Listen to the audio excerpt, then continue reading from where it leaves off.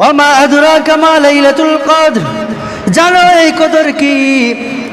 মায়ার নবীকে আল্লাহ তাআলা বলতেছেন, জানো এই কদর কি?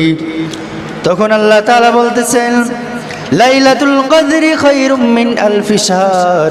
এই কদর এমন একটা রজনী, যেই রজনী হাজার মাসের চাইতে উত্তম। বলেন সুবহানাল্লাহ। তাহাররাউ লাইলাতুল কদরি ফিল ভিতরি মিনাল আশরিল আওয়াখির মিন রমাদান।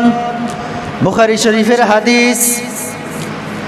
মায়ার নবী বলতেছেন, হে উম্মত, যদি লাইলাতুল কদর পাইতেই চাও তাহলে রমজানের শেষ দশকের বেজোড় সংখ্যার মধ্যে লাইলাতুল কদর খুঁজো।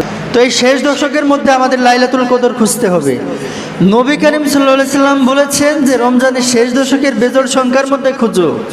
আর আমরা বাঙালি খুঁজি 27 রমজানের দিনে। ঠিক আম্মা জানা আয়েশা বলেন, ও নবী, যদি আমি লাইলাতুল কদর